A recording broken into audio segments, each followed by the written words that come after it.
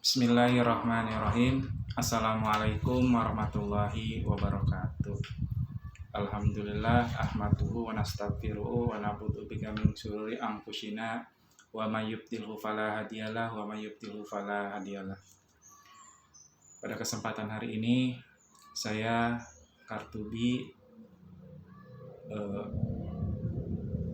nama saya Kartubi. Saya akan membuat tugas UAS oleh Bapak Ayah Adudin Alijaya.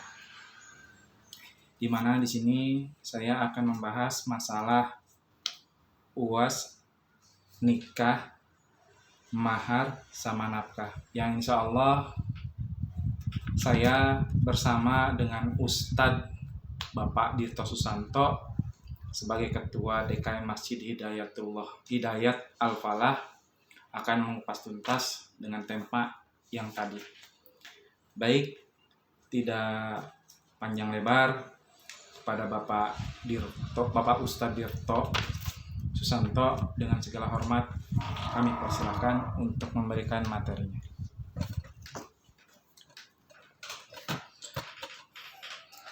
Bismillahirrahmanirrahim. Assalamualaikum warahmatullahi wabarakatuh.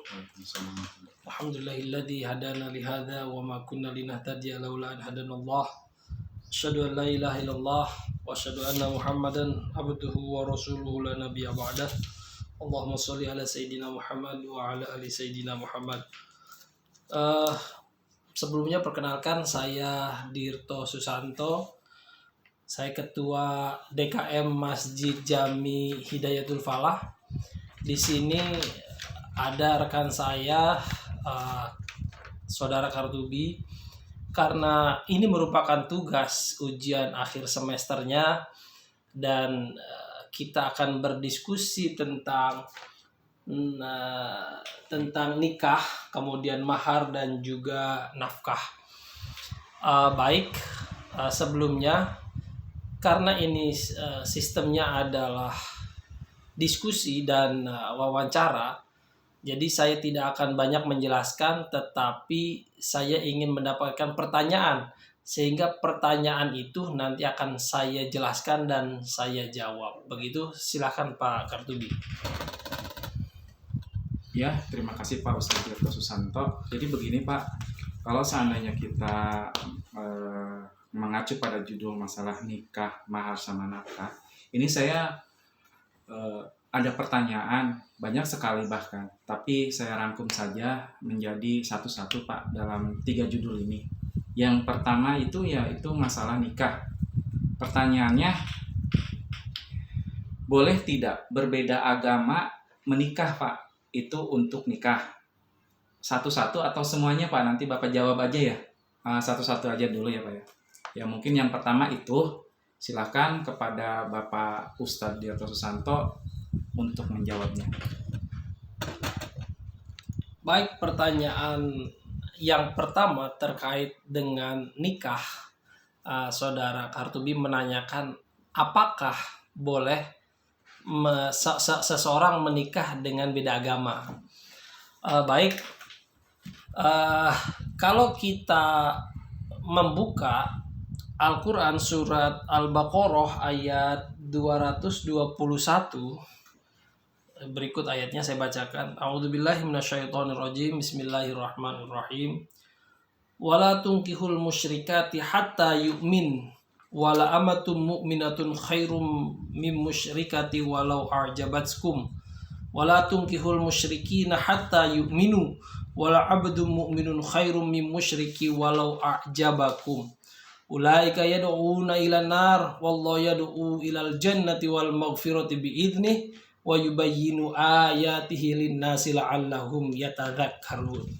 Yang artinya bahwa dan janganlah kamu menikahi wanita-wanita musyrik sebelum mereka beriman. Sesungguhnya wanita budak yang mukmin lebih baik dari wanita musyrik, walaupun dia menarik hatimu, dan janganlah kamu menikahkan orang-orang musyrik dengan wanita mukmin sebelum mereka beriman. Sesungguhnya budak yang mukmin lebih baik dari orang musyrik, walaupun dia menarik hatimu. Mereka mengajak ke neraka, sedangkan Allah mengajak ke surga dan ampunan dan izinnya, dan Allah menerangkan ayat-ayatnya, perintah-perintahnya kepada manusia supaya mereka mengambil pelajaran. Maka dari ayat ini Al-Baqarah 221 tegas disampaikan bahwa tidak boleh menikah laki-laki muslim menikah dengan non-muslim, ataupun sebaliknya wanita muslimah menikahi laki-laki yang non-muslim. Di dalam Al-Quran tadi dikatakan bahwa seorang budak yang muslim itu lebih baik daripada orang yang dikatakanlah cantik menurut hati kita tetapi dia bukan muslim atau berbeda agama. Itulah dalil yang menerangkan secara tegas bahwa pernikahan berbeda agama menurut Islam dilarang dan tidak diperbolehkan. Demikian Pak Kartubi. Ya, terima kasih kepada Pak Ustadz Wirto Susanto yang telah memberikan jawabannya. Jadi kita dapat menyimpulkan bahwa menikah berbeda agama itu tidak diperbolehkan. Baik, kita menginjak ke pertanyaan yang kedua Pak Ustadz. Jadi masalah mahar nih Pak Ustadz, banyak orang yang bertanya-tanya kepada saya ataupun saya pribadi menanyakannya. Bagaimana apabila ada seorang dari pihak lelaki memberikan mahar kepada seorang pihak perempuan, dengan ijab kabulnya tuh dia, contoh seperti ini, saya terima nikahnya si A bin si B dengan mas kawin 12 kambing dibayar hutang. Nah, ijab seperti itu dalam agama diperbolehkan enggak kalau seandainya maharnya dihutang gitu, Pak Ustadz Wirto? Terima kasih, silakan untuk menjawabnya. Oke, baik, saya akan mencoba menjawab terkait dengan mahar. Kali ini saya akan mengupas dalilnya, yaitu dari Quran surat An-Nisa ayat keempat. A'udzubillahi minasyaitonirrajim. Bismillahirrahmanirrahim. Wa atun nisa shadaqatihinna nihlah fa in tibna lakum an syai'im minhu nafsan fakuluhu hani'am mari'a. Berikanlah mas kawin mahar kepada wanita yang kamu nikahi sebagai pemberian dengan penuh kerelaan. Kemudian jika mereka menyerahkan kepada kamu sebagian dari mas kawin itu dengan senang hati, maka makanlah, ambillah pemberian itu sebagai makanan yang sedap lagi baik akibatnya. Maka dari ayat ini saya menyimpulkan sesungguhnya mahar itu adalah hal pemberian yang dilakukan oleh laki-laki kepada perempuan. Karena kalau kita mengkaji terkait dengan syarat menikah, mahar itu bukan salah satu syarat menikah, tetapi harus ada di dalam syarat tersebut. Jadi kan kalau syarat menikah itu kan ada mempelai laki-laki, mempelai wanita, kemudian ada wali, kemudian ada saksi, dan ada ijab kabul. Tetapi mahar ini harus dihadirkan ketika prosesi tersebut. Nah, karena mahar adalah bentuknya pemberian, ketika seorang perempuan yang kita nikahi ridho, katakanlah, tetapi saya garis bawahi di sini bahwa dihutang itu bukan berarti dihutang, tetapi bisa saya artikan secara dicicil, katakan begitu.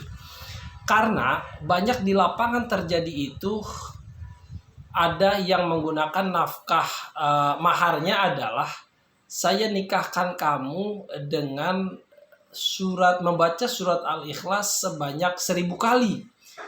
Dan kejadian itu tidak mungkin dilakukan dalam satu waktu ketika prosesi itu, tetapi dilakukan setelah selesai setelah selesai prosesi pernikahan. Dan apabila hal itu disepakati oleh mempelai perempuan dan walinya, bahwa mahar yang diberikan adalah dengan cara dihutang atau dicicil tadi diridhoi, berarti hal itu sudah boleh dilakukan.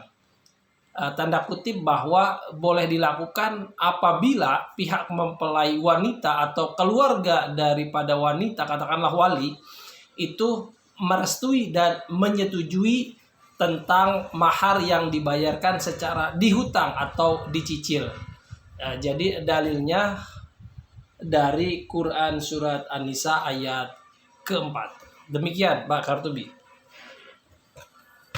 Ya, terima kasih Pak Ustadz atas jawabannya. Jadi pertanyaan saya sudah terjawab dalam Quran surat An-Nisa ayat 4 itu boleh. Jadi kita lanjut dengan pertanyaan yang ketiga, masalah nafkah. Jadi begini Pak Ustadz, saya ada lagi pertanyaan. Kalau seandainya nih ada seorang laki-laki atau suami yang telah memberikan haknya kepada seorang istri yang berupa nafkah, lalu si istri tidak memberikan haknya juga kepada suami. Contoh kalau seandainya si suami memberikan hak nafkah berupa uang, lalu si istri tidak memberikan nafkah biologis kepada seorang suami. Nah, boleh tidak diceraikan Pak Ustadz? Itu terima kasih Pak Ustadz, silahkan.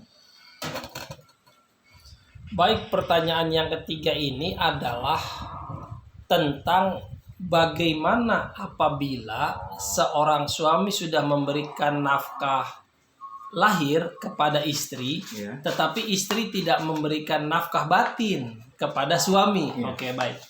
Nah, dalam hal ini saya akan menjawabnya dengan hadis yang diriwayatkan oleh Abu Hurairah radhiyallahu an. Rasulullah Shallallahu alaihi wasallam bersabda, "Idza da'a rajulum ra'atahu ila firashihi fa abats an taji'a la'anathal malaikatu hatta tusbiha." Apabila seorang suami memanggil istrinya ke tempat tidurnya untuk berhubungan badan, lalu ia menolaknya, maka malaikat akan melaknatnya hingga pagi hari. Hadis ini diriwayatkan oleh Abu Hurairah, yaitu hadis Abu Hurairah nomor 3237, dan juga diriwayatkan juga oleh Muslim, nomor hadisnya 1736. Hadis ini menceritakan bahwa apabila seseorang perempuan yang diminta berhubungan badan oleh suaminya, kemudian si istri tersebut menolak, maka malaikat melaknatnya sampai pagi hari, hingga pagi hari. Nah, inilah yang menjadi dasar bahwa tidak boleh seseorang perempuan itu menolak ajakan daripada suaminya. Namun hal-hal yang terjadi hari ini adalah seorang istri mau berhubungan apabila si suami tersebut memberikan nafkah lebih. Nah, itu fakta atau tidak, tetapi itu banyak terjadi di lapangan. Kalau seumpama suaminya itu usahanya sedang susah, kemudian tidak memberikan katakanlah uang kepada istrinya, banyak alasan seorang istri itu menolak untuk berhubungan badan dengan suaminya.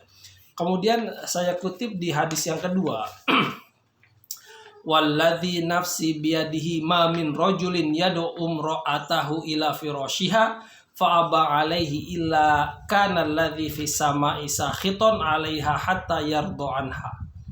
Demi zat yang jiwaku berada di tangannya, tidaklah seorang laki-laki memanggil istrinya ke tempat tidurnya, lalu istrinya menolak, enggan datang melaksanakan, maka yang di langit Allah murka kepada sampai ridho kepadanya. Oleh karenanya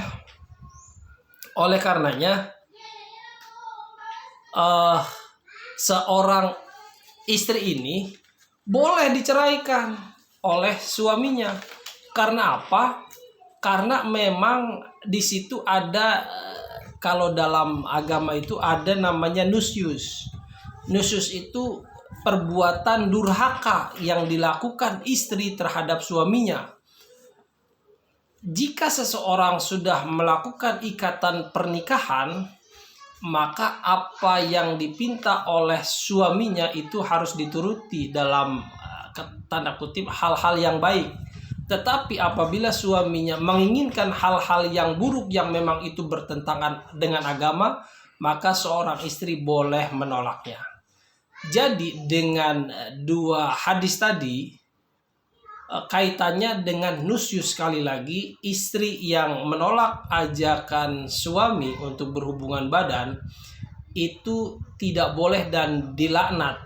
Yang kedua, istri tersebut boleh diceraikan dengan dengan dalih bahwa wanita tersebut durhaka terhadap suaminya. Mungkin itu saja jawaban kami yang bisa kami sampaikan dari nikah, mahar, dan juga nafkah.